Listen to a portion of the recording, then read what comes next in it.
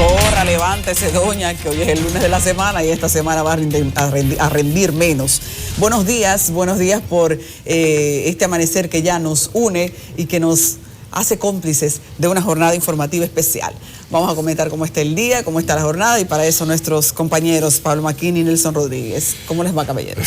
Estamos muy bien, luego del asueto, largo asueto. Déjame precisar que lo que se movió fue el feriado del Día de la Constitución, pero el Día de la Constitución sigue siendo mañana, el día 6. Entonces, aquí estamos en la rutina, un martes que parece lunes, y como dice Adis, y estuve viendo los feriados que le quedan al año, y solo hay dos, pero que no se mueven. Eso sí le gusta. Navidad y Año Nuevo. No, porque tienen su pertinencia para que la gente haga sus planes. Un fin de semana medio raro porque va a tener dos feriados a mediados de semana, porque Nochebuena es martes y 31 es martes. Sí, pero ya de aquí al 24 no hay. No, ya no se mueve ninguno.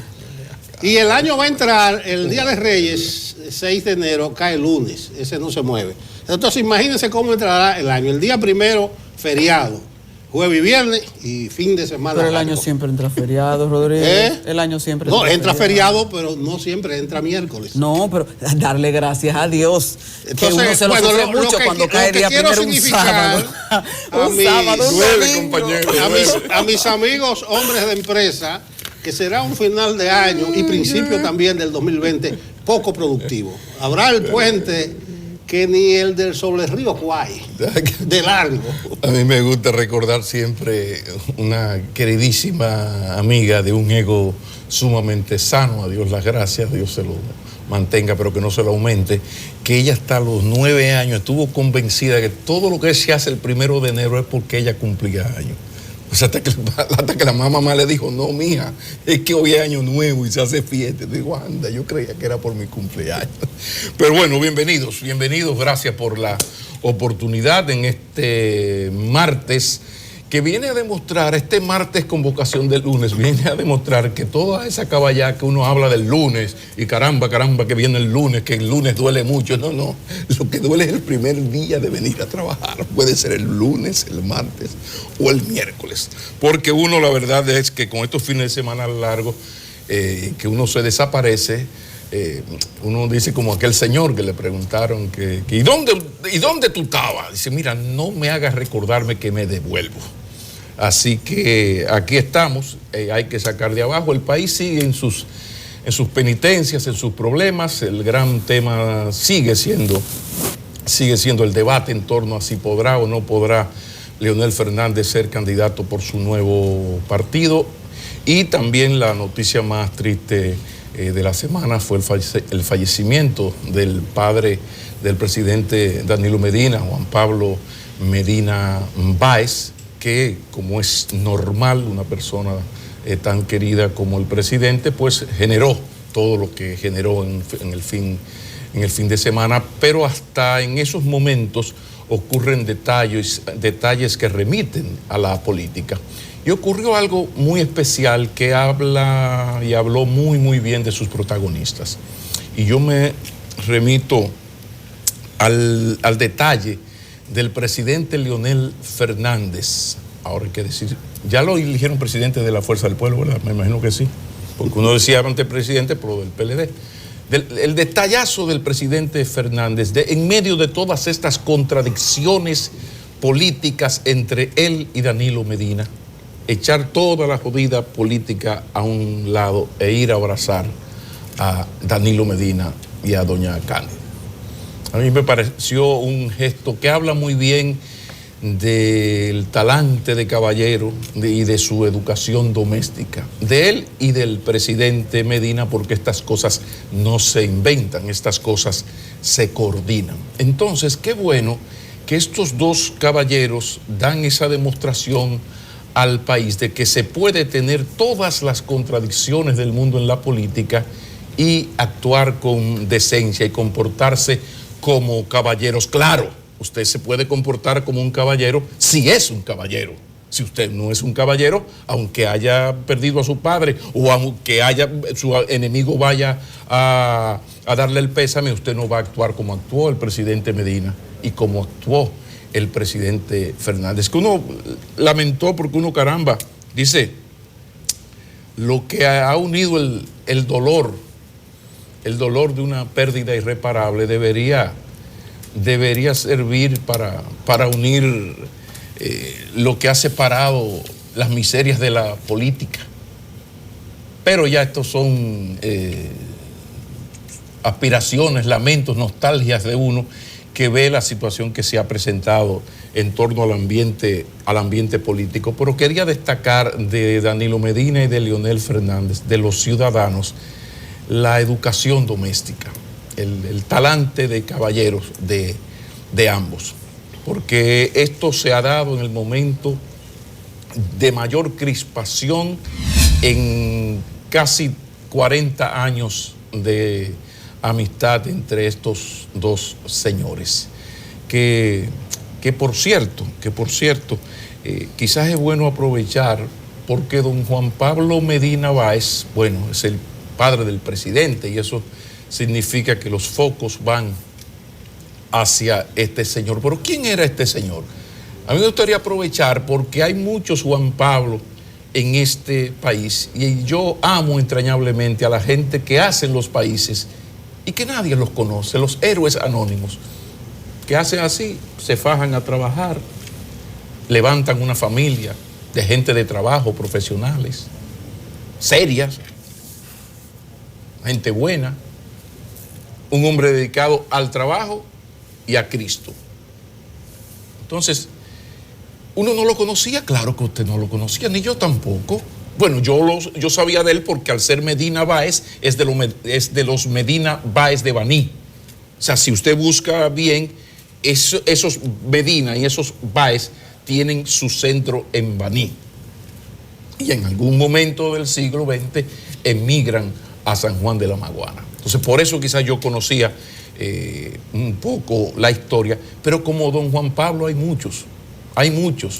Entonces yo quiero aprovechar la coyuntura del adiós de don Juan Pablo a los 101 años para destacar esto. Y que tuviera 101 importa poco porque el mío tiene 95 y yo quisiera que fuera inmortal. Y cada vez que se pone malo a mí me da una vaina. Y por eso es, porque el que no ha pasado por esto no sabe lo que es. Yo escuché a don Vincho Castillo hace mucho en una entrevista muy humana que yo le hice a Vincho Castillo, que me dijo, y nunca se me ha olvidado, mira Pablo, lo que pasa es que la muerte de tus padres, con la muerte de tus padres se abre una herida que no se cierra nunca. Y la verdad es que es así. Pero lo que quería era destacar que como don Juan Pablo Medina y Báez, hay mucha gente que hace el país, que esos son los que hacen el país. Ni siquiera Danilo, ni Leonel, ni Hipólito, ni la María Santísima, ni el comité político del PLD, ni estos señores que son reconocidos y vueltos a conocer, o nosotros que también nos conoce muchísima gente, pues tenemos 40 años en esto. No. El país son esos señores que levantan una familia desde la pobreza muy generalmente y creen una familia de bien. Así que vaya todo mi abrazo a la familia, pero quería destacar eso y finalmente pedirle a Leonel Fernández que ponga atención, y lo digo por enésima vez, ponga atención a parte de su equipo mediático. Insultando, usted lo que hace es que radicaliza a las personas. Este sábado yo tuve un programa sobre si debería ser habilitado, si debería ser candidato o no Leonel Fernández en estas circunstancias a partir de la discusión que hay por un artículo de la ley de partidos, otro del régimen electoral y otro de la Constitución. Tenía todo el derecho del mundo a invitar a un abogado para tratar este tema, pero precisamente porque uno tiende a buscar la gran utopía de todo periodista, que es la objetividad y sobre todo el equilibrio. Lo que a mí me conoce, eso me lo reconoce, lo del equilibrio. Yo invito a dos excelentes abogados con posiciones encontradas. Manuel Fermín Cabral y Cristóbal Rodríguez. Y de esa discusión, de ese debate, parte del equipo de Leonel Fernández lo que encontró fue ahora que yo manipulé la entrevista. Y si hubiese dicho que usted lo manipuló y se quedan ahí, no. El problema es que hay toda una jauría mediática detrás de. Entonces usted dice lo que dice y le sueltan los perros a uno y a uno no le hace nada, porque ya uno viene de los 12 años, perdón. O sea, ¿cómo usted va a amenazar a Nelson Rodríguez? O sea, ¿qué sentido tiene un hombre que vivió aquellos años donde hablar de poco o de más costaba la vida? O sea, estamos en una democracia tan sólida, tan permisiva, que usted puede decir que el jefe del Estado es tal o cual y que lo va a meter preso y de ahí seguir y no parar y no le va a pasar nada. Porque aquí hay absoluta libertad de difamación e injuria. Ahora, eso sí, ya esto es al profesor Leonel Fernández, que pida un informe de qué están haciendo parte de sus seguidores termocefálicos, insultosos e insultantes, con gente decente solamente cuando ellos consideran que uno no está de acuerdo con su posición o cuando pasa cualquier cosa que ellos consideran que les afecta. Y nosotros vivimos de analizar los hechos, y si usted vive analizando los hechos, es normal que un día coincida con Danilo, mañana coincida con Leonel. Eso es porque ese es el trabajo. Lo otro lo convierte usted en un vocero de tal o cual partido o político. Y no se trata de eso. Lo que no significa que usted no tenga preferencias, posiciones o principios. Principios intocables, no como los de Groucho Marx, aquel que decía, estos son mis principios, pero si a usted no le gusta, yo tengo otros. No. Entonces, termino aquí, pero solo con este mensaje al presidente Leonel Fernández, que cada día demuestra y vuelve a demostrar lo que demostró este fin de semana, junto con el presidente Medina, que son dos caballeros. Entonces, dos caballeros no deberían tener termocefálicos insultantes, insultosos, faltándole respeto a la gente decente, lo que ocurre, lo que conlleva que mucha gente se radicalice. Porque si usted tiene la mentira y el insulto, entonces yo tengo mi jodida opinión. Queda ahí el mensaje. Queremos saludar a la gente que se une a Enfoque Matinal a través de el Facebook Live. Temprano la gente tiene muchas posibilidades de mantenerse en sintonía y esa es una de ellas. Así que queremos saludarles temprano, desear buenos días y también recomendar a quienes se van a mover que sintonicen a través de su Facebook Live la programación y continúan ahí de cerquita con nosotros. Bueno, sí, los televidentes siempre se mantienen activos, le dan ánimo a uno, le dicen cosas buenas, la mayoría, otras muy malas. Yo tengo la ventaja, Pablo, en mi columna no respondo. A mí me dicen cosas, pero como yo no respondo, yo ni para allá miro. Diga, sí, hasta el título le pusiste. Sí, no respondo. Sí, para evitarme esas mortificaciones. Yo quiero saludar, aquí tenemos la presencia. No, perdóname sí, la interrupción. Es que para mí no es una mortificación. Yo le estoy haciendo un favor a mi amigo y mi profesor de Sociología de la Comunicación, que se llama Leonel Fernández Reina. A mí me resbala, porque si no me resbalara ya me hubiera dado un infarto. A mí me resbala eso. Lo que pasa es que da pena que un señor tan decente, con un talante democrático y de caballero como Leonel Fernández, tenga unos seguidores que son incapaces de tolerar cualquier disidencia, o incluso que en un debate ellos consideren que el que defendía la parte de Fernández no ganó el debate, sino que fue el otro. Entonces, que quede ese claro.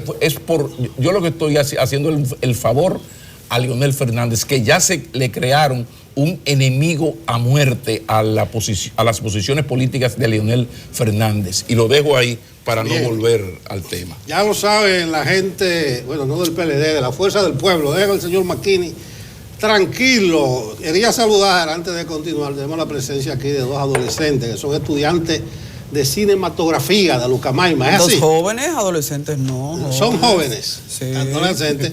Pamela Ortiz y Ángela Aaron. Ellas están aquí haciendo haciendo algo de la universidad. Entonces ahí lo enfocamos para que sus profesores sepan que ellos están justificando un poquito más que entre Pamela y el centro. Ahí, para que lo vean por allá. Bueno, que conste a la profe que vinieron, hicieron su trabajo. Y no, y están haciendo su trabajo y de manera muy obediente y ordenada, porque a veces vienen estudiantes aquí y dispersan a uno por una u otra razón. Yo quiero suscribir la parte del señor Pablo Maquiri, del duelo del presidente de la República. Yo creo que ahí se mostró la cara humana de la política, que la tiene.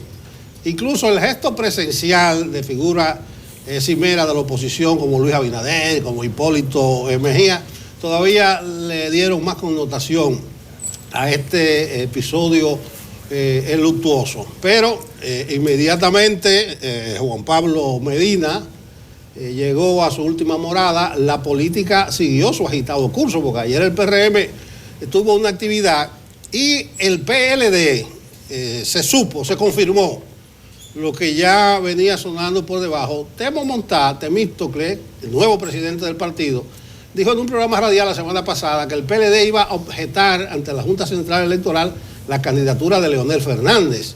Pero en la rueda de prensa posterior al comité político, a la sesión del comité político, Reinaldo, a la última sesión, a la más reciente, Reinaldo dijo que el PLD no ha discutido eso, ante una pregunta periodística, pero realmente hay 5 abogados que van a litigar, defendiendo una instancia del PLD para objetar a Leonel Fernández. Ojo con eso, es una primera incoherencia, contradicción entre el presidente del partido y el secretario general, porque no es posible que el presidente del partido anuncie que ellos van a encaminar una acción legal y el secretario general diga que eso no se ha discutido.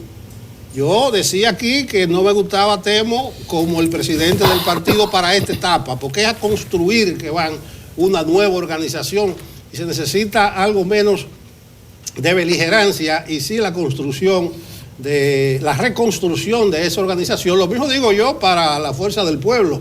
Leonel tiene el grandísimo trance de construir pacientemente un nuevo partido o de constituir una fuerza para adversar a su ex compañero en las elecciones del año próximo como una tercera fuerza. Pero ahí están los abogados del PLD, son Eduardo Jorge Pras, Cristóbal Rodríguez, Julio Curi, Carlos Salcedo y Rubén Ignacio Puntiel Andújar. Ellos van a atacar el transfugismo, a defender el espíritu y la letra de los artículos 49, numeral 4 de la ley de partido y el 134 de la ley orgánica del régimen electoral, que dice que Leonel no puede ser candidato porque ya participó en un evento y perdió. Pero ojo, Leonel, ni tonto ni perezoso, no está atacando ni va a atacar esas 2 leyes.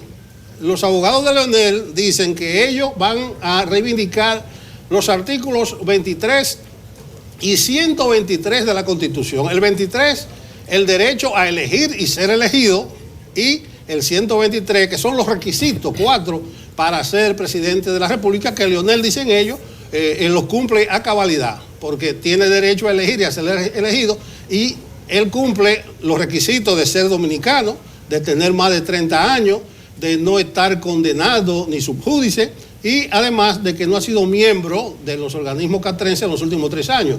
Esos son los 4 requisitos de la Constitución. Entonces ahí está el debate legal, pero quería subrayar la incoherencia inicial del PLD. Lo otro que quería decir es que ayer el PRM lanzó el PREMIL 3, el programa de registro de nuevos militantes número 3. Ellos dicen que van a pasar o pretenderán pasar de 1.300.000, que es su actual membresía, a 2,5 millones. Es decir, que pretenden de aquí a mayo del año venidero inscribir poco más de 1 millón de personas. Yo no sé si lo que tocaría al PRM es lanzar un nuevo programa para captar miembros o hacer una evaluación del actual registro, verificar su comportamiento el 6 de octubre. Recuérdense que el PRM tenía un padrón de 1.297.000 personas y votó apenas cerca del 30%, o sea, unos 380,000. Y es cualitativo porque el padrón del PRM era un padrón de miembros, es decir, que la asistencia a las urnas debió ser mayor. Entonces, habrá que ver con las elecciones de febrero encima. A propósito, ya el próximo viernes, el día 8, se abre la campaña electoral para febrero. La Junta va a lanzar el viernes la proclama. Entonces, el PRM o evalúa lo que pasó o se dedica a fondo a hacer campaña, a hacer política, que es en lo que está Abinader. En el acto de lanzamiento de este programa, Abinader dijo que estaba muerto de la risa. Así mismo lo dijo, yo estoy muerto de la risa. Yo decía anoche que se está riendo con la muela de atrás. Porque dice Abinader que sus encuestas dan al PRM puntero. O sea que ha pasado a ser el partido mayoritario y que él está en un 49% y en algunas provincias, incluido San Juan, dice él, gana en primera vuelta. Por eso dice él que está muerto de la risa. Bueno, eso es correcto que lo diga Abinader, pero ojo de ese triunfalismo temprano. Y además, un detalle, Abinader dijo, yo estoy y el PRM adelante. El PLD está segundo y hay una tercera fuerza, dice Abinader, que tiene un 8%. Imagino que se está refiriendo a Leonel Fernández. Un 8%, más o menos, si el padrón 7.400.000, un 8% sería un poco más de 500.000 personas, 530.000, y Abinader le está asignando un 8% a Leonel. No sé a qué aspira el profesor Fernández, porque todavía no se sabe si podrá ser candidato, pero Abinader que no disminuya y se refiera poco a esa tercera fuerza, porque es muy probable que al final de la jornada se necesite una alianza si hay una tercera vuelta. Si un partido sin candidato siquiera, como la Fuerza del Pueblo, asumiendo que esa tercera fuerza de Abinader es Leonel, ya tiene un 8%, que lo calculé, 530.000 personas, sería una fuerza determinante en mayo. Decir que se gana en primera vuelta, no sé si es una táctica correcta. En el 16 se sabía que Danilo ganaba con más de un 50, hasta con un 60%. Y hubo analistas que le dijeron a Abinader que hay ocasiones que lo segundo debe pasar a ser lo primero. O sea que Abinader lo que tenía que insistir en el 16 es que no hay ganador en primera vuelta. No, él decía, yo gano en primera vuelta, cuando todo el vivo sabía que Danilo iba a sacar un 60%. Ahora creo que debe comenzarse a hilar fino y no criticar, no disminuir, no detractar a esa tercera fuerza que Abinader le asigna un 8%. Habrá que sacar tiempo más adelante y ver los posibles escenarios, las posibles combinaciones, quién puede quedar primero, segundo, tercero. No estaría mal ese ejercicio porque tiene mucho que ver con la táctica que hay que definir. Pero lo primero es febrero, señores, febrero.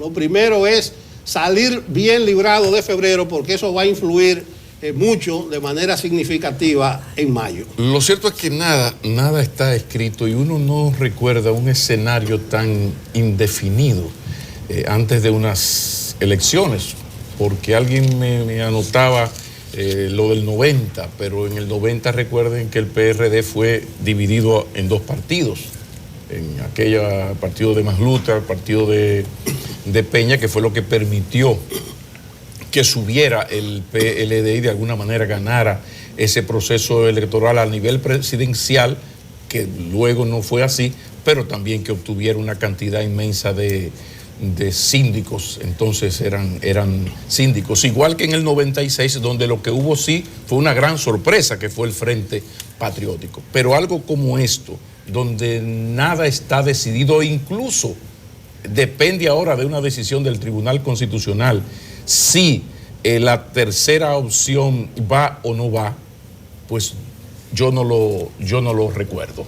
Va a ser importantísimo porque la política siempre ha hecho extraños compañeros de cama, decía Manuel Fraga, y no es diferente, y no es mentira, y no es diferente en Dominicana. ¿Qué va a pasar aquí? Bueno, depende aquí de quién quede en primer lugar y sobre todo quién quede en segundo. Y ahí vuelve la incertidumbre. ¿habría una alianza entre Fernández y Abinader para que el tercero apoye al segundo? No lo sabemos. Si gana el PLD, la alianza sería Fernández-Abinader contra Medina. O si gana Abinader, habrá finalmente una negociación y un reencuentro entre los dos PLD de ahora. Todo eso, nada de esto está definido y estamos por noviembre. Queda noviembre, diciembre más 5, son 6 meses y medio, que pueden pasar muchísimas cosas e incluso las intenciones de voto.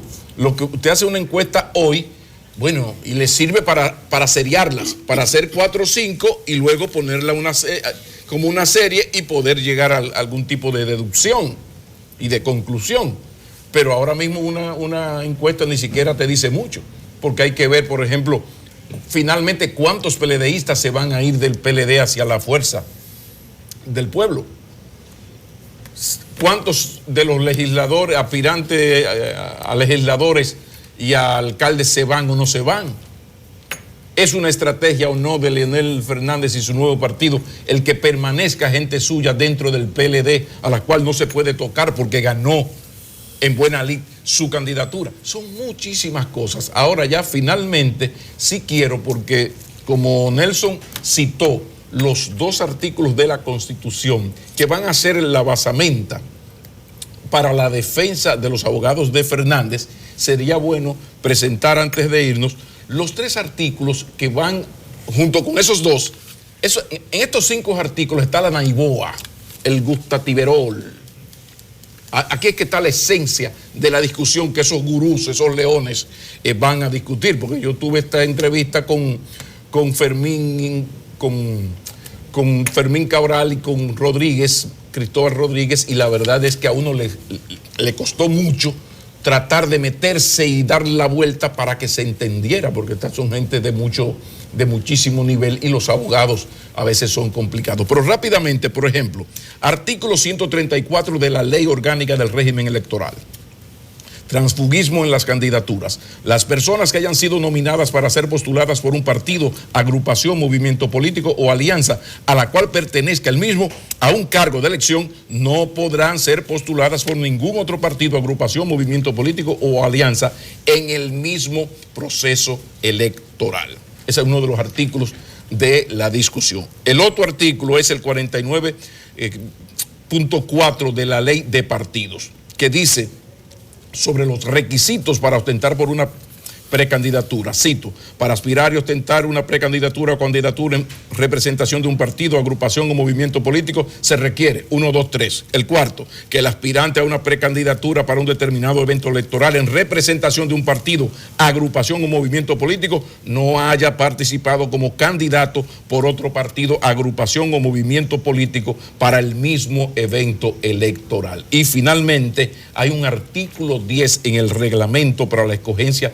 de candidatos y candidatas que lo elaboró la Junta, que también se va a discutir mucho, porque son los fundamentos de las 2 posiciones, en este caso de las posiciones del sector Medina. Cito: los candidatos y candidatas que sean postulados en los cargos que han sido reservados para la alta dirección partidaria deberán cumplir con los requisitos que establece la Constitución y las leyes en esa materia, excepto aquellos que provienen de otras organizaciones políticas en lo relativo al tiempo de permanencia en el partido, agrupación o movimiento, y de manera específica cuando se trate de alianzas o coaliciones.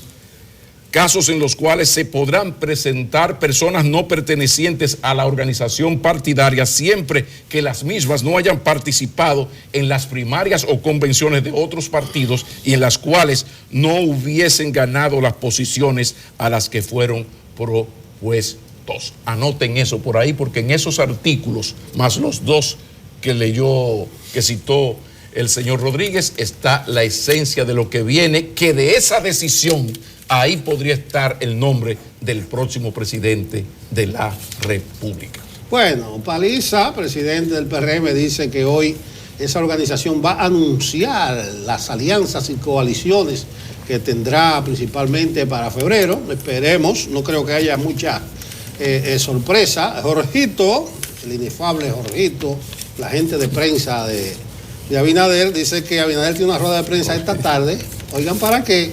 Para anunciar el apoyo de Conciencia Nacional. Estamos hablando de Esquea, de Santaella, de Federico Lalande y de Leopoldo Franco. Yo le decía aquí a Esquea cuando vino Esquea, todo el mundo sabe que tú eres del sector externo de Abinader y que tú vas a morir ahí. Como va a morir un grupo que preside un connotado comunicador, que son independientes, pero realmente son fuerzas externas que se van a ir reagrupando en este proceso. Pero que llegue la hora de las definiciones y que cada quien tome partido, eso ayuda a definir un poco el panorama electoral de cara a febrero y hasta de cara a mayo. Y cuidado, si de cara al 28 de junio, que sería la fecha de una eventual segunda vuelta. Cuando regresemos de la pausa tenemos la entrevista con un querido y respetado escritor, investigador de Cuba. Es miembro de la Unión Nacional de Escritores de Cuba, fue durante muchos años también director de la Biblioteca Nacional José Martí. Es una persona rica para un conversatorio de interés que usted no se puede perder. Regresamos en breve. Continuamos en Enfoque Matinal. Qué placer, qué bueno tener con nosotros a un gran historiador cubano, pero corrijo, dominico cubano sería quizás más correcto decir, porque Elías Ochoa, un hombre de las altas letras de la República de Cuba, hace bastantes años que vive en República Dominicana y si solo viviera, bueno, qué caray. Lo que pasa es que ha hecho una producción, unos aportes bibliográficos fundamentales sobre temas esenciales para comprender la vida dominicana. Por eso hago el reconocimiento a su trabajo como historiador cubano, pero cuidado, es un placer conversar con este historiador dominico cubano. Bienvenido, mi señor. Bienvenido. Mis respetos. Bueno, Pablo, uno se da cuenta que Elías es cubano después, al poco rato que uno le pregunta. Pero si está analizando episodios de la historia dominicana, discurre como el que más. Muchísimas gracias. Acabo de regresar de un congreso de historia en Cuba y presentar el primero de 3 tomos que saldrán, bueno, ya salió el primero, faltan los otros 2. Es las relaciones entre Machado, Batista, Trujillo y la estancia de Machado y Batista aquí, que asombrosamente nadie había investigado. O sea, hay mucha tela por donde cortar, hay muchos elementos inéditos y con gusto. Anteriormente publicamos un libro sobre la desaparición y asesinato de Mauricio Báez con la causa judicial seguida en La Habana. Queda esclarecido los 9 que participaron en el asesinato y la forma en que lo hicieron. Y estamos hoy casualmente solicitando en el Tribunal Supremo de Cuba una copia de la causa por el asesinato de Pipí Hernández en La Habana. Y no me dejé algo que por ahí comenzó la cosa, con los libros sobre el gobierno de Bosch, también, cómo no, sí. Abril. Acabo de terminar para la Fundación Juan Bosch un libro que se titula, más o menos, provisionalmente tiene el título Bosch antitrujillista. O sea, la línea de Bosch oponiéndose. Bueno, ya están viendo lo cerca que está el día de nuestra historia. Estaba en Cuba reciente, dice tú, acaba de regresar. En Cuba hay varias cosas nuevas, nueva constitución. Se puede decir que un nuevo presidente. Así es. Entonces, mañana es el día de la constitución para nosotros. Ajá. Yo quisiera preguntarte si las constituciones sirven para algo, a propósito de que Cuba tiene una nueva.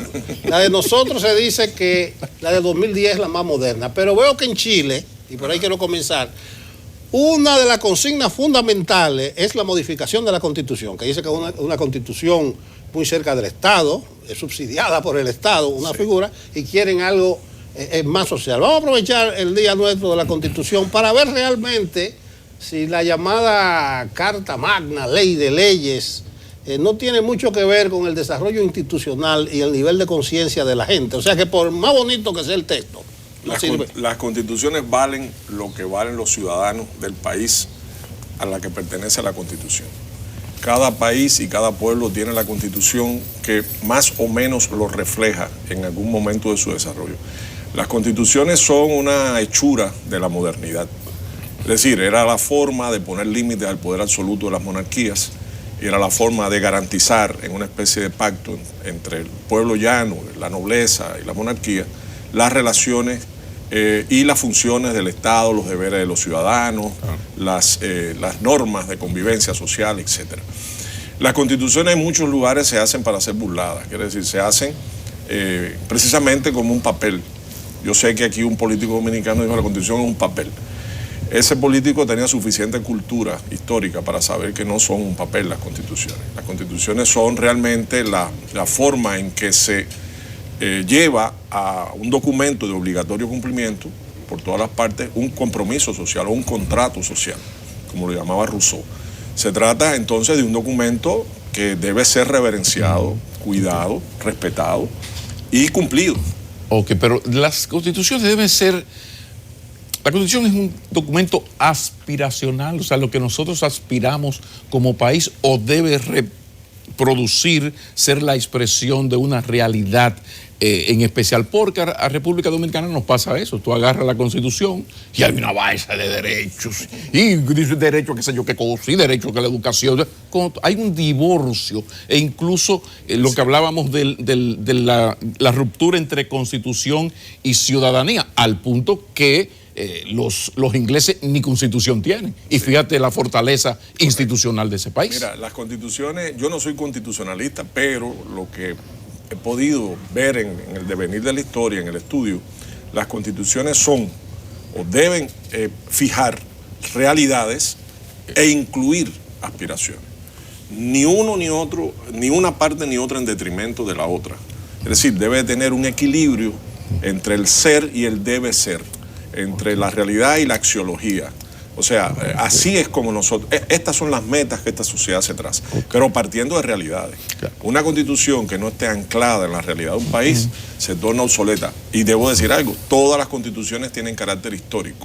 En un momento determinado les llega la obsolescencia, hay que convocar una constituyente y hay que actualizarla.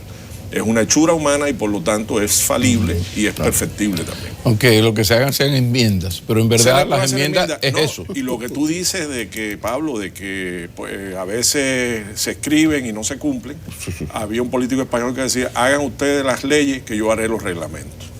Porque en los reglamentos es donde eso se concretiza. Muy bien. Y toma cuerpo. Elías de Ochoa, yo andaba detrás Elías de Acosta, Ochoa es músico.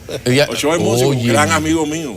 Pero no, ojalá que se equivoque que emite los cheques a Elías de Ochoa. Sí, Elías de Ochoa que tiene...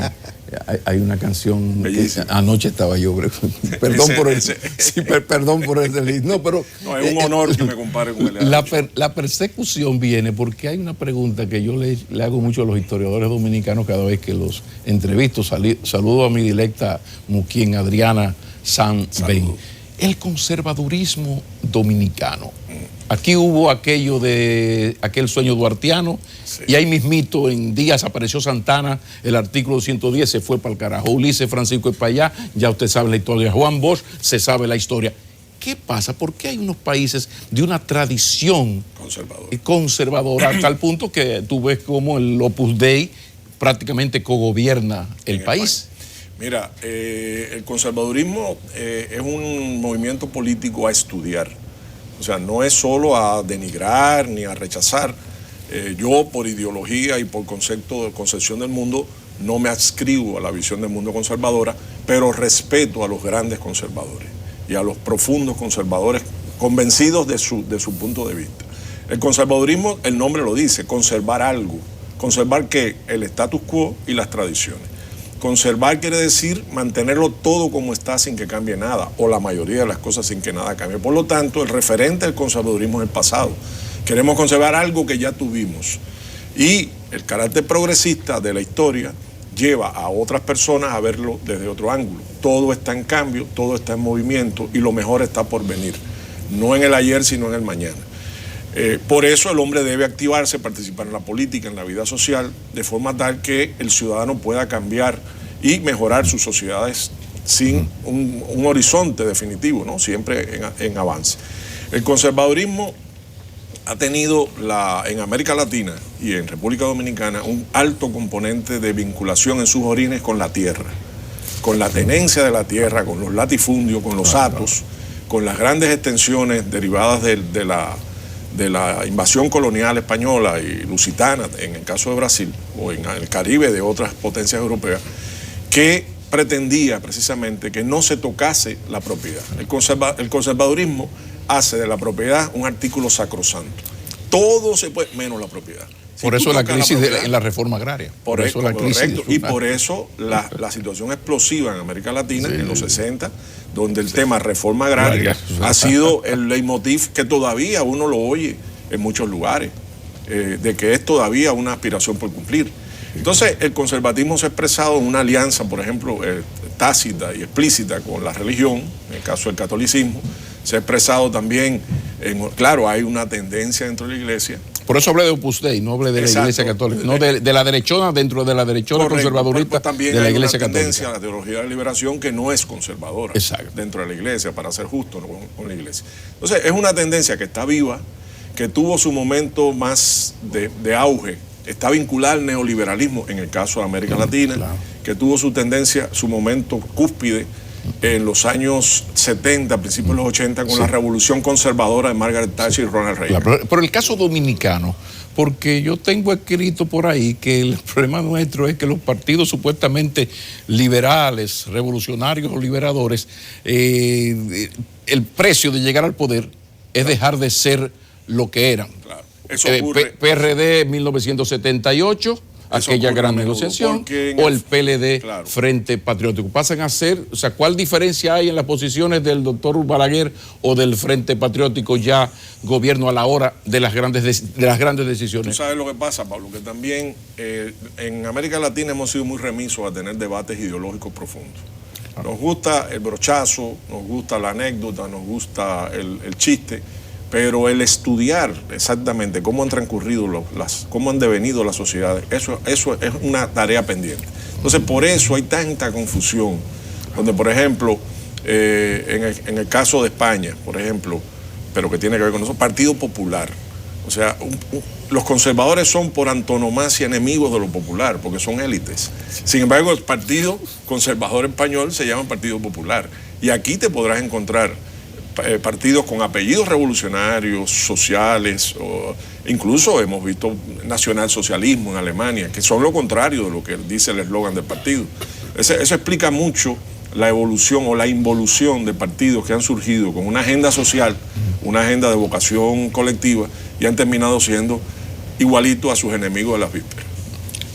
A los historiadores se le hace un poquito difícil, o más que difícil, que son recelosos a la hora de escribir la historia del presente, o inmediatamente presente. Incluso está el referente de Américo Lugo, que Trujillo le pidió que le escribiera una historia del presente. Y Américo Lugo, una manera elegante de sacarle el cuerpo. Aquella famosa carta. Sí, aquella carta famosísima de que no se puede escribir la historia del presente, de lo que está ocurriendo y lo inmediatamente presente. Pero yo quiero una interpretación del historiador de lo que está pasando en la región, en América Latina. Dicen que ahora hay un nuevo giro hacia la izquierda o centroizquierda, pero tiene la característica que no hay direcciones reconocidas, y si tú ves los distintos procesos son diferentes. Tú acabas de llegar de Cuba, no sé si coincidiste con un evento antiimperialista que habló Maduro. Empezó el día siguiente que terminó al que yo fui. Bueno, y menciono Cuba porque desde Cuba están reactualizando el discurso antiimperialista. Correcto. El primero que habló de Bolivia fue Putin, fue Rusia. Ajá.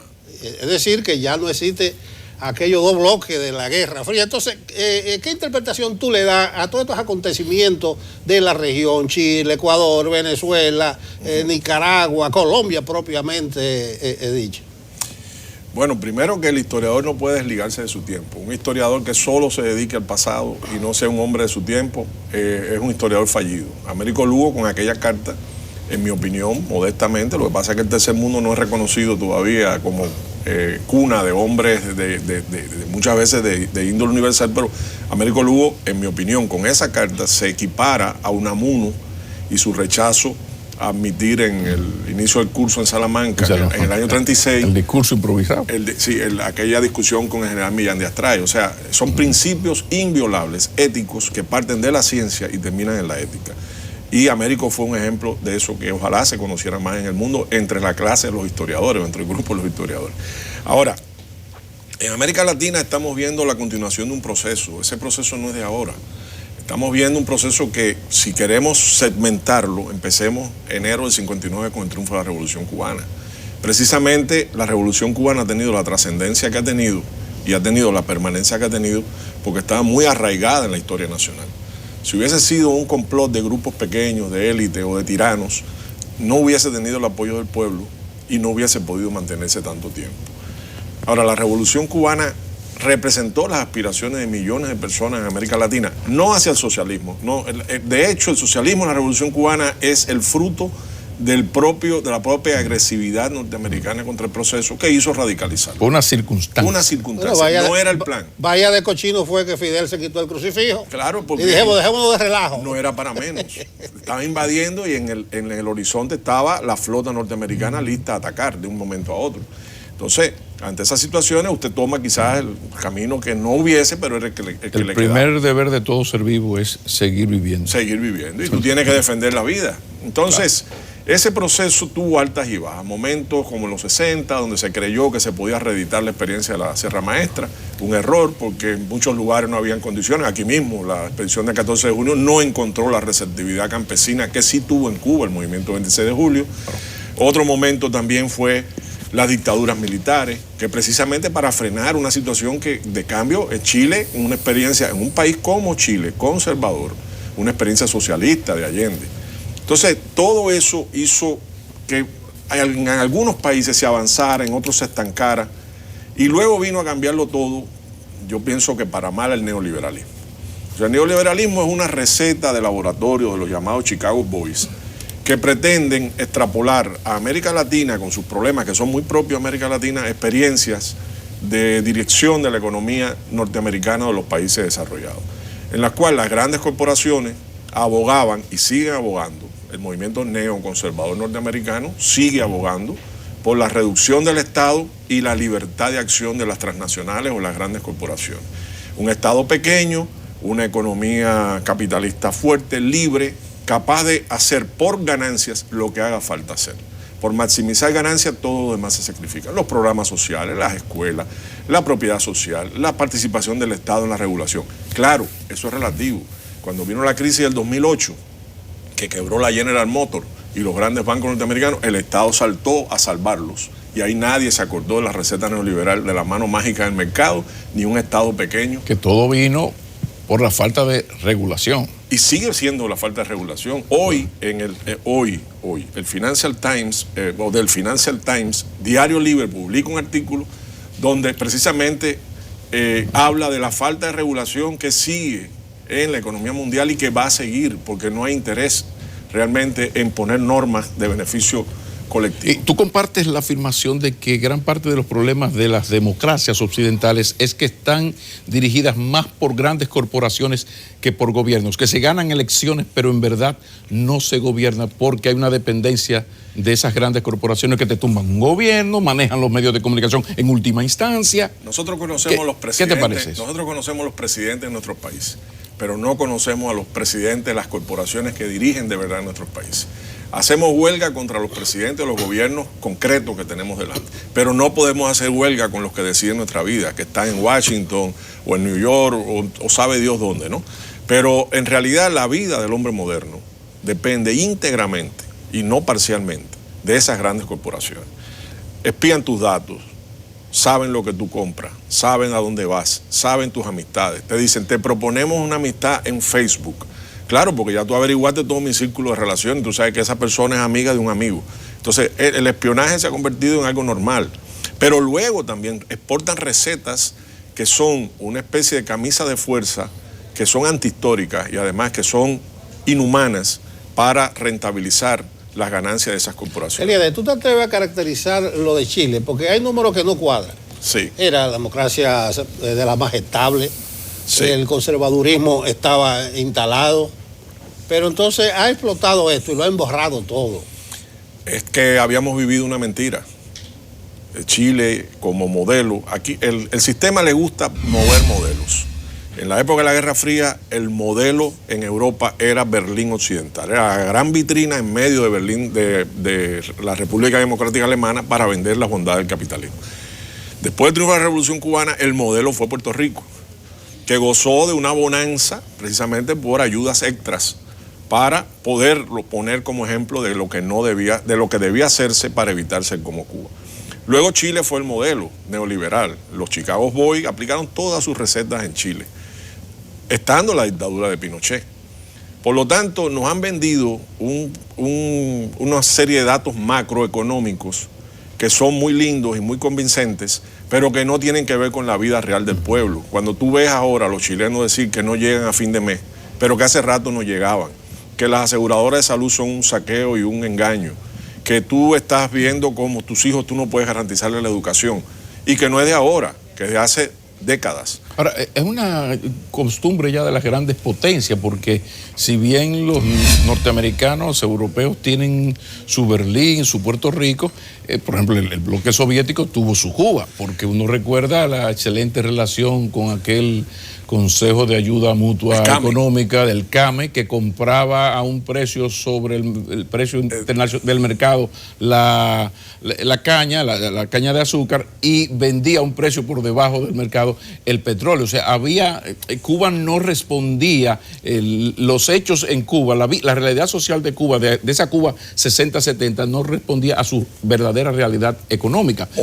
como Puerto Rico o Corea del Sur, por ejemplo, o Taiwán. Fíjate, el caso de Puerto Rico, que es un caso ilustrativo, tampoco correspondía, porque viste el desplome que ha vivido Puerto Rico. No, a eso me refiero. En el caso de Cuba se vivió una bonanza que es la que debía de haberse vivido si los precios del mercado mundial fueran justos. Porque, ¿qué ocurre también? En el mercado mundial el azúcar tenía precio de basurero y sigue teniéndolo en muchos casos, ha subido ahora un poco. Pero los países que dependían de la exportación de azúcar, por ejemplo, vivían pendientes de los avatares de las cuotas del mercado norteamericano, que podían ser más generosas o menos generosas si el gobierno norteamericano quería presionar o no a tu país. Sí, no, pero me refiero, por ejemplo, si la Unión Soviética hubiese dicho, pero mira, al lado hay una islita de gente chévere, sí, vamos a hacer lo mismo con República Dominicana, vamos a comprarle su caña de azúcar como se la compramos a Cuba. No se la compraban a Cuba. ¿Por qué? Por el mismo trato que daban norteamericanos. Sí, tratos preferenciales. El trato preferencial a sus vitrinas. Sí, yo creo, mira, todos los sistemas generan modelos. Exacto. Y todos los sistemas generan vitrinas. Eso es innegable. Yo me centré en el caso del modelo neoliberal, pero pudiéramos también abordar eso. O sea, la Guerra Fría fue una guerra despiadada de dos bloques, donde menos el arma atómica se usaron todas las armas. Todas las armas. Y dentro de ella estaba el tema de las aspiraciones, los sueños, el modelo social a seguir, etc. Entonces, el caso concreto de la situación de América Latina actual es que el modelo ha reventado.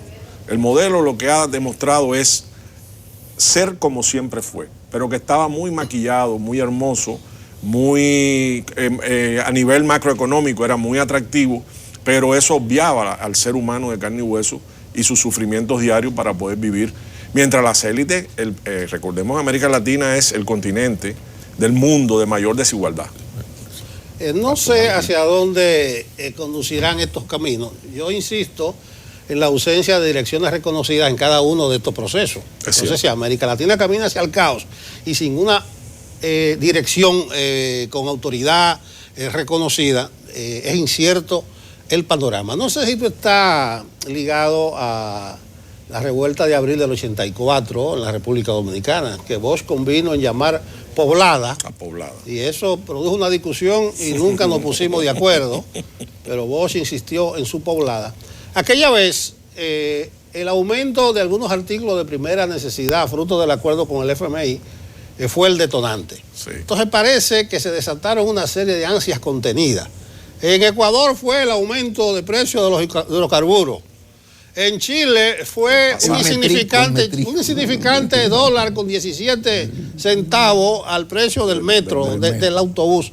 Cuando se desatan esas ansias contenidas en los pueblos, es evidente que se trata de procesos sociales. Entonces yo no sé si tú estás viendo un volcán en erupción en América Latina, y si nosotros los dominicanos, ya tú eres dominicano, te la puedes jugar. No eres pasible de que me deportación. nacionalicé. Sí. Ya yo voté ahora en las elecciones. Ya Elías le dice, ¿En qué está ahí? Ya No, tú no eres pasible de deportación. Entonces, todo está bien, yo no sé si la bien. democracia nuestra exhibe tanta estabilidad que no pueda utilizar el famoso refrán, y cuando la barba de tu vecino arde, pon la tuya en remojo. En remojo, porque nosotros estamos como tranquilos aquí.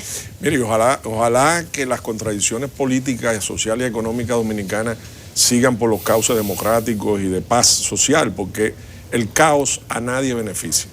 El caos no beneficia ni al sistema saliente ni a lo que venga detrás.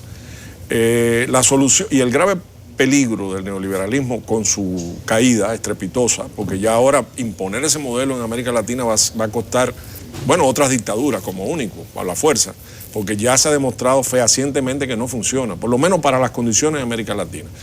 El gran peligro es que los procesos democráticos que han avanzado tanto se estanquen o retrocedan, porque cuando usted vio, como vimos todos, la violencia policial empleada en Ecuador y la violencia empleada en Chile. Estaba leyendo un dato del presidente de la Sociedad Oftalmológica de Chile que dice que en los últimos años 300 víctimas de balines de la policía en la mayoría de los países del mundo contabilizados. En Chile la cifra se alcanzó en 15 días. Es decir, estamos viendo una represión desmedida y estamos viendo el ascenso de fuerzas tenebrosas, como en los años 30, de fuerzas conservadoras, ultraconservadoras, que defienden el pasado, por ejemplo, colonial de España aquí, como si hubieran venido, como si Hernán Cortés hubiera llegado a México a llevar constitución, lengua, universidades y arte, y no a saquear y a conquistar territorios, porque nunca se planteó civilizar, ¿eh? Eso vino después. Entonces, yo sí creo que es un peligro la situación. Yo sí creo que era inevitable por las desigualdades a las que hemos hecho referencia, y ojalá en cada país, por ejemplo en Chile, se haga una constituyente, sería la mejor solución. Renovar un pacto social a base de constitución. Y el caso dominicano, porque más de uno dice que aquí están dadas casi todas las condiciones para un gran enfrentamiento social, salvo uno, que es la economía. La economía, mal que bien, hay una remesa, hay un sector turismo, hay una inversión extranjera, la economía dentro del club de la Liga Dominicana, la economía funciona. Pero luego la gente dice que aquí lo único que falta es que falle la economía, porque hay un problema de arrabalización institucional, falta de autoridad, que la manera en que un ciudadano se conduce con un infeliz agente de la DGC o de la policía, y lo de infeliz quiero decir por la forma en que uno ve a estos señores, ¿verdad? Agobiados ante el hecho. Entonces, quería preguntar, primero, si el caso dominicano, ¿tú estás de acuerdo en eso? De que aquí el cherry del caramelito sería una crisis económica que podría llegar en cualquier momento, porque este país desde el año 2005 va por muy buen camino, con mucha estabilidad macroeconómica hasta ahora. Y ahí mismo te hago una vieja pregunta. ¿Por qué la izquierda dominicana no existe? ¿Por qué? Porque fíjate que en Bolivia, en Ecuador, subió la izquierda, bajó, el centro derecha sube, luego sube la centro izquierda, vuelve. No, aquí la izquierda, para lo que alumbra apagada, es que luce. ¿Por qué? ¿A qué se debe? Mira, eso daría pie para un programa completo. Yo no me atrevería a entrar en todas las peculiaridades porque son muchas, pero sí podría decirte, bueno, aquí hay un componente histórico psicocultural en el dominicano, en la nacionalidad dominicana. Hay un componente que es fruto de la supervivencia.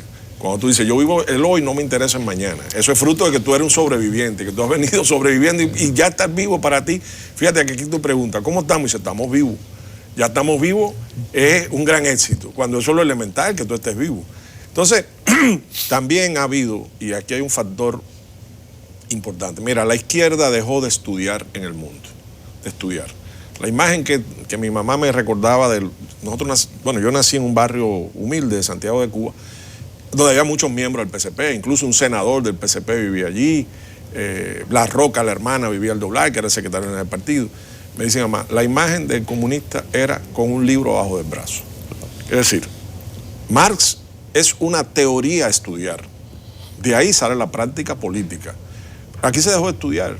aquí nadie lee, aquí muy poca gente se informa, aquí no se debate, aquí no se intercambia, aquí no se investiga. Entonces, lógicamente, el gran atractivo de la izquierda era que proponía soluciones racionales a problemas reales. Si tú has dejado de estudiar, si tú no sabes lo que es Google, si tú no sabes lo que es fake news, si tú no sabes lo que es guerra cultural, si tú no sabes lo que es teoría de dominio del espectro total, ¿qué vas a hacer? ¿Qué vas a decir? ¿Cómo tú puedes convencer a nadie si a ti te falta información? Y ese discurso de los 70. No, ese discurso no tiene nada que ver con las realidades actuales. Wow. Y termino diciendo un factor que es para analizarlo con calma después, que no hay tiempo hoy, que es qué pasó con el país después de la Revolución de Abril del 65. Ahí, porque también aquí hay mucho de inducido, mucha balcanización, mucha penetración, mucho descrédito, aquí es difícil encontrar líderes que no tengan un pero. Oye, ya tenemos el tema de la próxima entrevista, porque hasta abril del 65, incluso la cultura mexicana en términos musicales, Cuba y México tenían un liderazgo, al punto que todavía en la reminiscencia, la nostalgia, queda algún programa de música mexicana. Todo cambió. Comenzando por la LCD tampoco, era el romo. El dominicano se endrogaba legalmente con su romo. Es como debe ser. Ustedes mencionan liderazgo, y eso es tema para otro programa. Sí, porque realmente, y ya una ñapita, aquí los líderes históricos no resignan. Ellos mueren o en combate, o sea, siendo candidatos, pero no resignan. Incluso se da la situación actual, se pensaba y que la última oportunidad de Hipólito y de Leonel, pero ¿qué va? Ahora están como el primer guandul. ¿Tú has escrito algo, has estudiado algo sobre el liderazgo en República Dominicana? Bueno, en la figura de Bosch, en los estudios que he hecho de Bosch, sí. Acabamos de publicar ahora el cronológico de oficio de la presidencia del año 63, analizando la papelería de los 3 gobiernos que pasaron por aquí. Son 3 tomos, salió el primero. Y el liderazgo dominicano es sui generis. Yo no he encontrado similar en otras partes del mundo. Lo digo con respeto, no lo digo con acritud, pero es sui generis. Hay que seguir profundizando, hay que seguir una personalidad como Santana, por ejemplo. Otras personalidades también que han tenido altas y bajas. Hay que estudiar. Cuánta elegancia en el decir. Elías Acosta nos ha acompañado, que no me quedaba yo con esa. Aquí está Elías Ochoa y una canción de Luis Marchetti, que es la que hace que uno se equivoque. Sí. Allí donde tú sabes. Si se pudiera, si fuera viernes, te la hubiera dedicado. Pero todo viene de ahí. Don Elías Acosta nos ha acompañado, historiador dominico cubano. Continúa Enfoque Matinal. Me gusta darle los buenos días en el modo semáforo, así que gracias por darnos esta oportunidad y de inmediato presentamos nuestra noticia en modo rojo.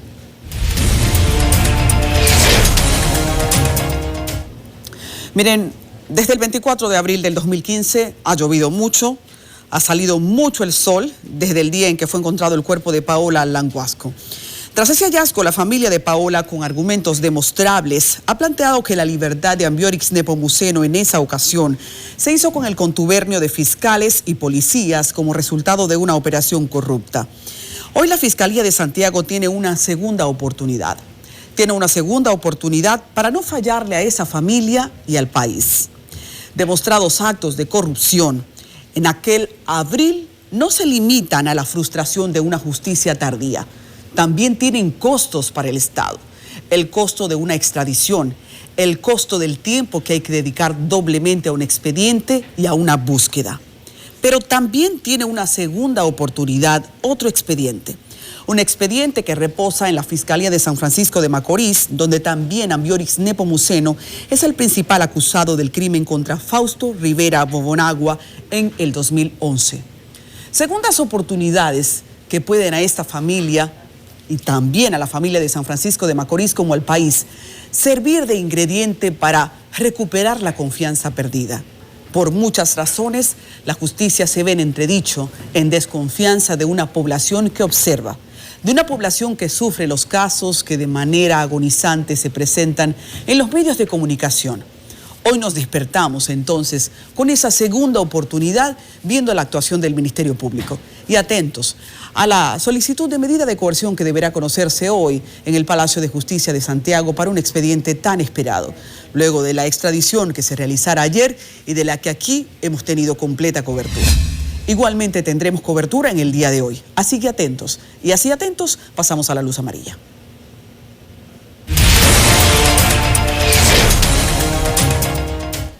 En esta luz amarilla quiero hablar de la deuda del gobierno con los trabajadores que desde mayo del 2016 quedaron sin una oportunidad de poder trabajar tras el incendio que consumiera el mercado de La Vega. Era el 30 de mayo del 2016, yo estaba en la calle en esos tiempos y recuerdo aquella tragedia porque impactó bastante la ciudad, una zona en la que por lo menos unos 60 negocios quedaron destrozados, pero no son 60 negocios, estamos hablando por lo menos del doble o el triple de trabajadores que dependían de todo un entorno comercial en una ciudad en la que las oportunidades de empleo no llueven como si fuera cántaros. Desde eso, la espera de una promesa del presidente de la República de recuperar y reinvertir en una Vega con un mercado dignificado se ha quedado en el limbo. Se comenzó la estructura, he visitado la estructura, sin embargo no sabemos por qué ha sido tan difícil completar esa obra. El mandato del gobierno, por lo menos de este periodo, llega casi a su final sin que eso se vea hecho una realidad. Así que al grito de gente que sabe que tiene en juego demasiado, nosotros nos unimos. Nos unimos esperando que el gobierno tome en cuenta La Vega en un proyecto en el que la familia, no solo de quienes están ahí, sino de La Vega completa, ha visto sacrificado un entorno comercial. Las ciudades y más pueblerinas tardan en relanzar la economía que tanto les cuesta. Y si no reciben el apoyo del gobierno tras desgracias como estas, se hace más difícil. La espera ha sido larga, pero ojalá que sea oportuna también la respuesta ahora para encaminar esa promesa empeñada que no ha podido ser asumida. Pasemos a la luz verde. Miren ustedes, la muerte siempre llega en un mal momento, pero de los malos momentos pueden salir cosas buenas. El ambiente político en las últimas horas se vio obligado a deponer sus armas, a dejar descansar la hostilidad de repente. El discurso de odio se silenció y no era Semana Santa. Eso ya se convertía en sí en un valor para el ambiente estresado por dos enemigos que necesitaban cada día encontrar nuevos elementos para matar la moral de uno o del otro sin importar el precio. Y de repente esos dos enemigos se vieron obligados, o se vieron en la necesidad de abrazarse. La repercusión del abrazo entre el presidente Danilo Medina y Leonel Fernández se convirtió en un calmante, por lo menos por algunas horas. Sin dudas lo saludamos. La política dura vuelve a su guerra y con ello también entonces al ritmo que ustedes saben habremos de esperar. Como Leonel Fernández y el presidente Medina han sido los responsables en los últimos meses de echar muchas brasas al fuego, al precio de crear ansias sociales e incertidumbre, solo les pedimos que no se quiten esa ropa. No se quiten esa ropa de la inteligencia emocional, de una batalla política que no sea deshumanizada y que no desestabilice lo más importante. Hasta aquí. Con cariño, el semáforo. Continúe con Enfoque Matinal.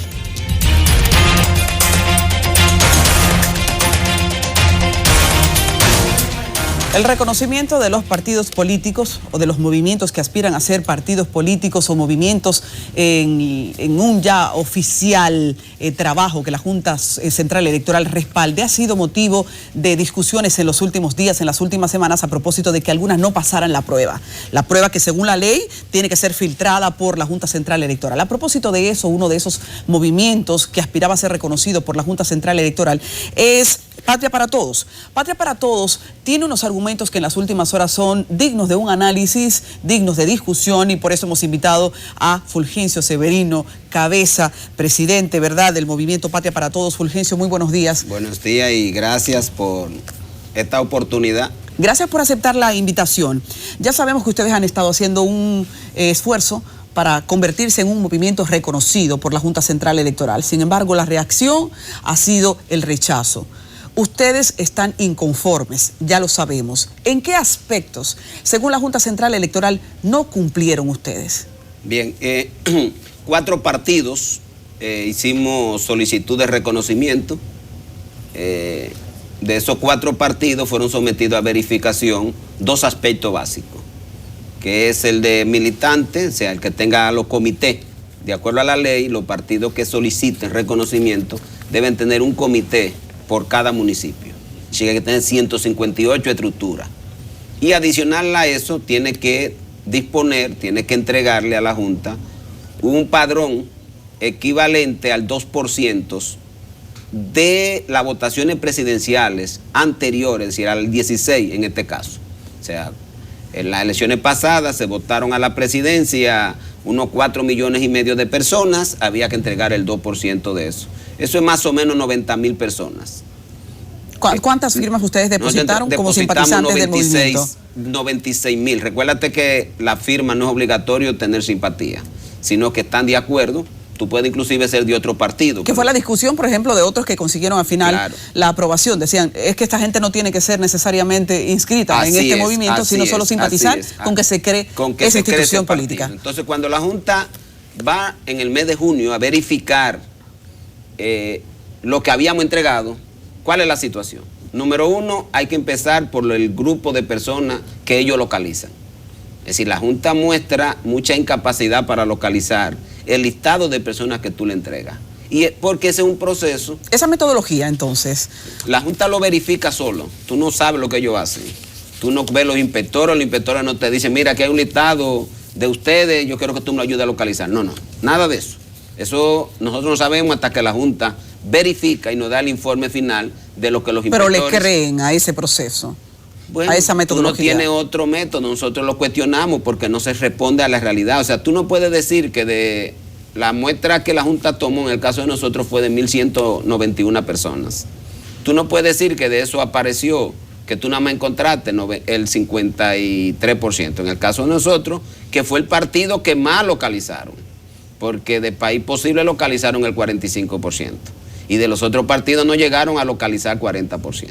Pero País Posible, que ese era el argumento por el que no era reconocido, terminó siendo reconocido. Pero eso es lo que te estoy diciendo. Entonces, en el reglamento de marzo, la Junta plantea que hay que alcanzar el 50% de lo que aparezcan, tienen que firmar al inspector de la Junta de que ellos están de acuerdo y que ellos dieron su firma. Bien, es un proceso que te digo que nosotros no sabemos por qué una gente después que da su firma va a decir que no. Nosotros no lo sabemos, no dominamos ese proceso. Bueno, con eso se evitaría que se creen listados ficticios. Por eso te digo, pero se supone que deberían hacerlo concomitantemente con uno, pero no nos metemos en la forma como lo hacen. Bien, ¿qué pasa? La Junta reporta que de nosotros, confirmaron 45.25. De País Posible confirman 34.94 y de los otros dos partidos 15.84. Se entiende que si se va a reconocer un partido, el número uno es el de nosotros. No, por ley.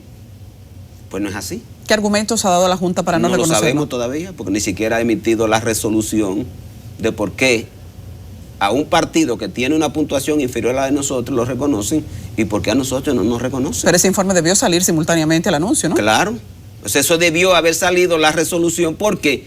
Porque esto retrasa todo el proceso y todos los derechos que nosotros tenemos para recurrir a otros mecanismos que existen desde el punto de vista legal para exigir, primero, el no trato discriminatorio.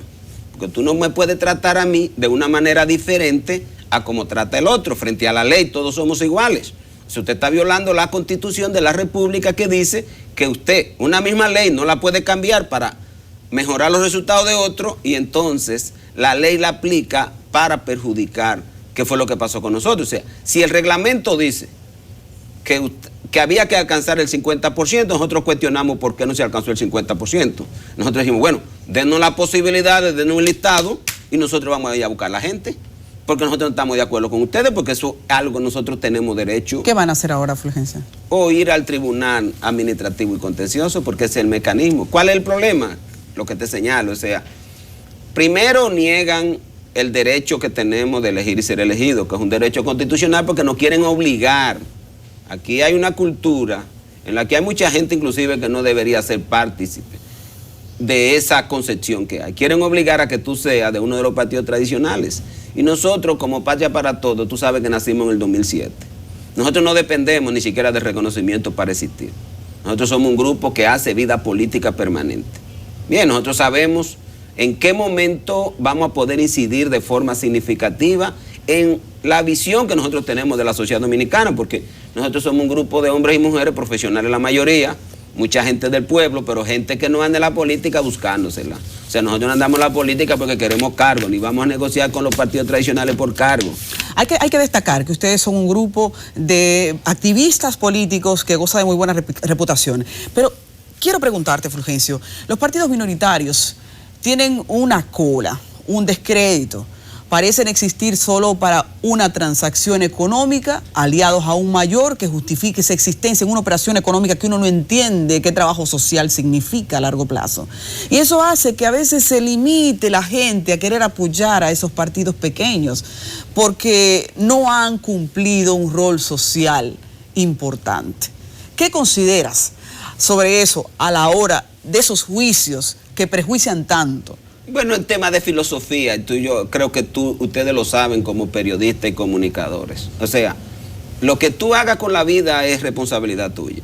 Yo soy médico y yo puedo utilizar la medicina solo para cobrar y no me importa la vida del paciente. Tú eres periodista y puedes usar el periodismo no para comunicar, sino para tú beneficiarte. La política no está al margen de eso como actividad. Nosotros hemos sostenido, desde la perspectiva de nuestro partido, que la filosofía de los hombres y las mujeres que hacemos vida en el MPT, es construir el modelo de sociedad utópico que tenemos. Digo utópico porque es un modelo de sociedad que se debe fundamentar en garantizar los derechos que un ser humano una vez nace tiene que tener. Si tú no haces nada con hacer vida política, si tú no le garantizas a la persona que cuando lleguen a viejos tengan una pensión, si tú no le garantizas que tú como sistema sanitario todo el mundo va a tener derecho a ir a un médico, a salir con una receta y saber que en la farmacia te van a dar el medicamento. O sea, seguir con esta tragedia de que la gente tiene que ir con una receta a ver quién se la compra, o andar en los medios de comunicación a ver quién le ayuda para un tratamiento de una enfermedad, no es factible dentro de una sociedad mínimamente humana. Nosotros decimos que ese es el modelo de sociedad que hay que construir. Cuando tú revisas todos los servicios básicos de la República Dominicana, aparece en el peor de los escenarios. Ahora mismo acaba de publicar una organización que se dedica a verificar cómo andan los sistemas. Y de 96 países nosotros estamos en el 88 en términos de sistema de salud, de lo malo que somos. ¿Por qué? Porque tú tienes 4 millones de gente que no tiene seguro médico. Tienes 3.8 millones en el régimen subsidiado que no le dan los medicamentos. Tiene 4 millones en el régimen contributivo que le dan 8,000 pesos de medicamento al año y que en un mes se le acaban. Entonces ese modelo de sociedad tiene que ser transformado y nosotros en Patria para Todos decimos que la política debe servir para eso. La política no puede ser solamente para las empresas. La política no puede ser solamente para la cúpula de los partidos políticos. La política tiene que tener como su centro de accionar los derechos fundamentales de la gente, que hay que garantizárselo, porque habemos un grupo de gente de clase media que lo podemos comprar. Pero yo que soy médico, sé la cantidad de gente que no logra comprar el medicamento, porque cuando va a mi consultorio, a los hospitales de trabajo, me dice, doctor, aún en la clínica, doctor, yo no me bebí el medicamento porque ese medicamento me está muy caro y yo creo que usted me lo cambie. Imagínate tú. Bueno, quiero hacer algunas otras preguntas que tienen que ver con el partido, pero ahora que nos metimos a este tema de salud, quiero preguntarte, ¿crees que es una bomba de tiempo esto de ir creciendo a una población millonaria que tenga un seguro de salud subsidiado? Bueno, no, es que tú sabes que hay muchos países como el caso de España, por ejemplo, que el seguro de los 35 millones de españoles lo cubre el presupuesto. Eso no sería ningún tipo de problema. O sea, ¿cuánto costaría? Te voy a poner el caso. ¿Cuánto costaría en todo el mundo en el régimen contributivo los 10.6 millones de personas? Estaríamos hablando ahora, acaban de aumentar la cápita a 1.160 pesos, pero si tú multiplicas 1.160 pesos por 10.6 millones de personas que somos, eso haría 120 mil millones de pesos. ¿Cuánto es eso del Producto Interno Bruto? Pues eso estaría hablando de de un 3% del Producto Interno Bruto de República Dominicana. Eso no es tanto dinero para... O sea, es una invertir en alternativa, salud. propones esa alternativa. Son alternativas que hay. Yo lo que digo es que esta sociedad tiene que sentarse a ver problemas que tenemos, tiene que sentarse a ver cómo se van a terminar los apagones, tiene que sentarse a discutir cómo va a terminar con esta deficiencia en el servicio de agua potable que nosotros tenemos, que tú tienes comunidades que nunca le llegan y comunidades que le llegan 2 días a la semana, la tienen que acumular, entonces luego estamos diciendo que tenemos dengue. Tiene que tener dengue porque usted está diciendo a los pobres que acumulen agua. ¿En qué circunscripciones estaría lista para presentar candidaturas Patria para Todos si consigue el reconocimiento? En todo el país. Nosotros somos un partido que existimos en los 158 municipios. De eso no le quepan la menor dudas. Nosotros tenemos capacidad para presentar candidatura en toda parte. Que puedan ganar o no puedan perder, bueno, eso no va a depender solamente de nosotros, porque aquí en la República Dominicana todavía el discurso incide poco en la votación. Aquí incide más en la votación, en las relaciones primarias, y segundo, el tema de la compra de votos, que se expresan en todas las elecciones, no importa que sean primarias como la del PLD, como sean elecciones nacionales. Aquí hay muchísima gente que se para en la fila esperando a ver quién le va a dar para definir por quién va a votar. ¿Por qué? Porque la gente ha perdido la perspectiva de las elecciones, como la ha perdido, porque tiene ya más de 5 décadas en las que los partidos llegan al gobierno y no resuelven ninguno de los problemas, que la gente ha considerado ya que votar debe ser parte de conseguir cómo resolver algunos problemas ese día. Algunas veces son jóvenes para beberse una cerveza, pero hay gente, padre de familia, que están esperando que tú le des para comprar un tanque de gas. Lamentablemente eso está incidiendo mucho en la política dominicana y la Junta no lo controla. Porque si tú tienes una Junta Central Electoral que actúa con niveles tan de discriminación, que es un comportamiento antiético e inmoral, imagínate tú cómo organiza un proceso en la que se dan todos esos fenómenos y ella permanece indiferente, que es el mayor cuestionamiento que se le tiene a la organización de la primaria en el PLD, que ya tuvo posibilidades para evitar esa compra, ese mercado de votos que habían en la propia mesa electoral, y ella no hizo absolutamente nada, y que inclusive se habla de hasta qué hora se terminaron las votaciones en muchos sitios, y ella no dice absolutamente nada ni se pronuncia frente a la denuncia, de tal manera que a mí me parece que nosotros como partido tenemos la capacidad para presentar candidatura en todo el país, incluyendo en el exterior, pero de los resultados va a depender mucho de cómo avance de cómo avance la visión y la concepción que tiene la gente. Finalmente, no me quiero ir sin saber qué opinan del voto electrónico. Bueno, en el caso nosotros no lo hemos discutido como partido, pero yo lo defiendo. Naturalmente aquí el voto electrónico tiene un problema serio que ustedes lo saben. El principal cuestionamiento es que la gente queda registrado por quién votó. Y es porque tú tienes que dar tu cédula, y cuando tú emites aparece tu número de cédula y la persona por la que tú votaste. Eso hay que tratar de ver cómo se evita, porque se pierde uno de los elementos fundamentales que establece la Constitución del voto, que debe ser secreto.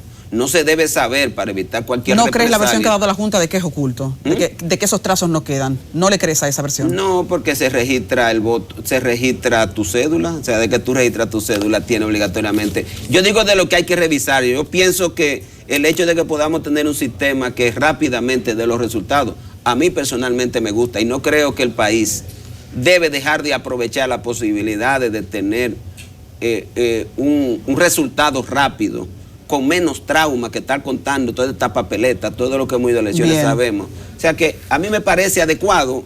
Sí creo que hay que garantizar que todo ese nivel de posibilidad de manipulación que se dice que puede ocurrir no ocurra, y naturalmente a nosotros desde el punto de vista de la defensa del derecho del ciudadano nos preocupa mucho que queden huellas, que se sepa por quién vota la gente. Eso sí habría que garantizar que no ocurriera. Muchísimas gracias, Fulgencio Severino, presidente del movimiento Patria para Todos. Busca un reconocimiento que vendría bien a la sociedad. Así que gracias por la visita. Vamos a una pausa. Y a ustedes.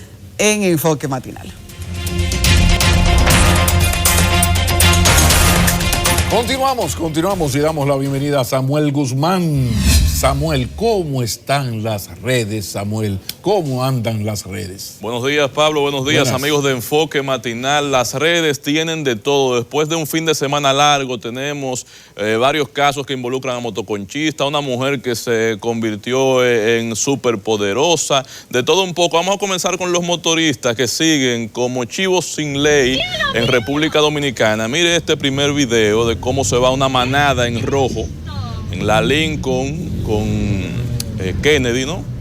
Mire usted ahí, parece un desfile eso, organizado y todo. Los carros intentando pasar, pero no pueden porque ellos se atraviesan, como una estampida en medio de África. Una manada, ¿verdad? Le cae mejor ahí esa manada. Señores, ¿y quién es que regula? ¿Por qué los conductores de motocicletas tienen la potestad de violar las leyes de tránsito sin que nadie diga nada? Sí. Y para rematar el caso de este otro motoconchista. Me acaba de romper el carro, me rompió el retrovisor. Anda sin placa. Tú vas para la policía, me rompiste, me tiraste un blog en mi carro y me rompió el vidrio de atrás del carro. ¿Y lo mío? ¿Qué es lo tuyo? Y ahora mi carro roto ahí adelante, con el vidrio roto y me está. ¡No tiene placa! ¿No tiene placa? ¡Lo estoy grabando! Mi loco, ella me chocó por detrás y se la arrancó. Él me rompió un retrovisor, me tiró un blog retrovisor, me lo rompió. Pero agrábalo bien. Usted me chocó. Mira cómo está lo mío. Me chocó, me rompió el carro, me rompió el vidrio de atrás. ¿Cómo usted me va a resolver a mí? Y lo mío, ¿quién me lo va a arreglar? El diablo me va a arreglar lo mío.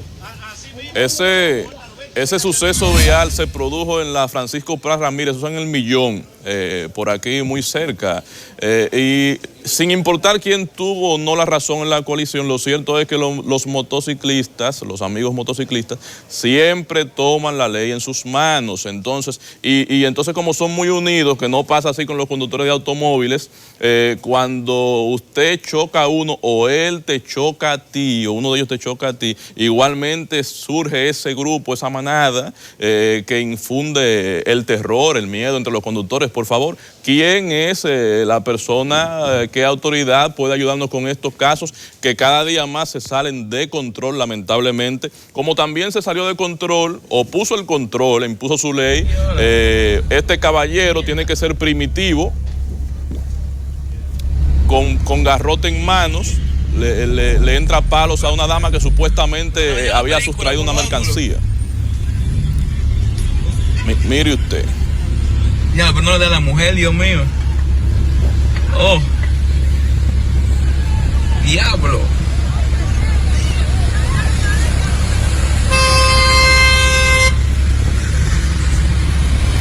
Bueno. Por suerte, apareció un caballero que intervino. Esa dama supuestamente sustrajo una mercancía de un establecimiento comercial en la Churchill y entonces fue sorprendida en ese momento por el seguridad, pero tomó la justicia en sus manos y decidió hacer algo muy equivocado, una falta totalmente. Violencia contra la mujer no debe ser permitida. Señores, hasta aquí este segmento de Tendencias en las Redes. Nos veremos pues en la próxima. Gracias, Samuel. Gracias, Samuel Guzmán, por presentarnos las redes sociales. Nosotros terminamos aquí, no hay tiempo para más. Mañana será otro día, ocurrirán otros hechos y estaremos aquí, Nelson, Addis y un servidor, para contarle y comentarle la actualidad. Un feliz resto del día.